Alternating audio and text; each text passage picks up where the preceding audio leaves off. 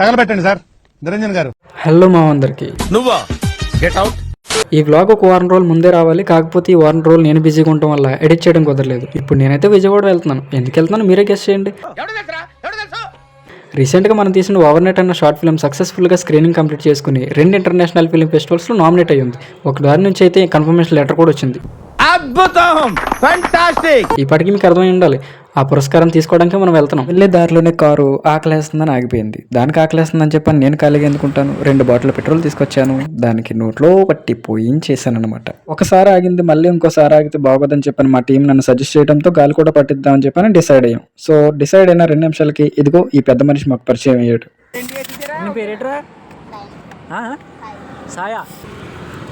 బాగున్నారు, బాగా చేసాం, బాగా చేస్తున్నాడండి అబ్బాయి, బాగా చేస్తాడు చూసాం.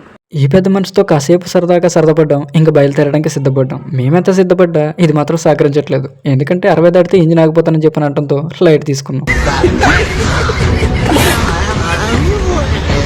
ఇలా సరదాగా సాగిపోతున్న మాకు, మరీ ముఖ్యంగా నాకు, ఇటువంటి దారుణాలన్నీ నాకే కనిపిస్తాయేంటో తెలియదు. ఒకసారి మీరు కూడా చూసేయండి.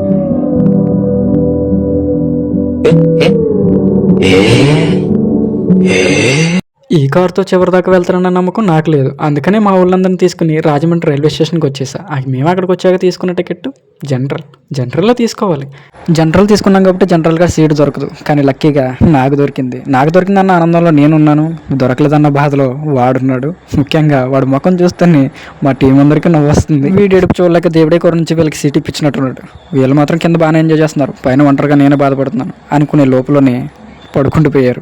అమ్మయ్య పడుకున్నారని ఆనందపడే లోపలనే లేచి నన్ను ఏడిపించడం మొదలుపెట్టారు. పైన ఒంటరిగా కూర్చుని ఉన్న నాకు ఏం చేయాలో తెలియని సిచ్యువేషన్. ఇంకా ఎట్టకేలకు విజయవాడ అయితే చేరుకున్నాం. మా డిఓపి మహేష్ బాబు లాగా ఎంట్రీ ఇస్తాను, వీడియో తీయమన్నాడు. సరే అని చెప్పి నేను తీయడానికి సిద్ధపడ్డాను. ఆ ఎంట్రీ కాస్త తుస్సుమనింది. రైల్వే స్టేషన్ నుంచి బయటకు రాగానే కొన్ని జంతువులు కనిపించాయి. అందులో ఒక ఫేమస్ సెలబ్రిటీ కూడా ఉన్నాడు, ఇతగాడే. ఆటో అని అడిగితే ఆస్తులు అడిగాడని కోటి ఆశలతో మేమే నడుచుకుంటూ వెళ్ళిపోతున్నాం. నాకు అర్థం కాని సిచ్యువేషన్ ఏంటంటే, నేను వాళ్ళతో వచ్చినా వాళ్ళు నాతో వచ్చారా అని.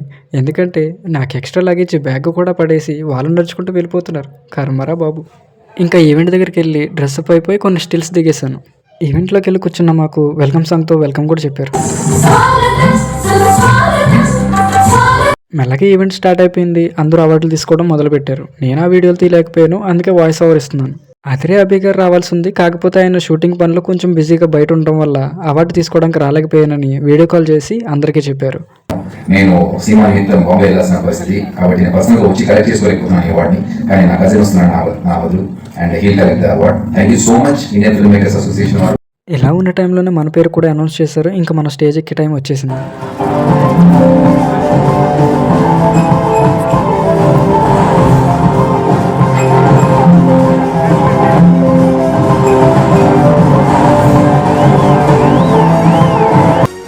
ప్రతి ఒక్కరికి కూడా thank you so much.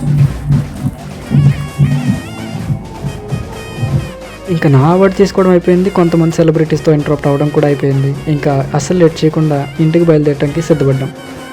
Award తీసుకున్నది నేనైనా నాకంటే హ్యాపీగా నా టీమే ఉంది.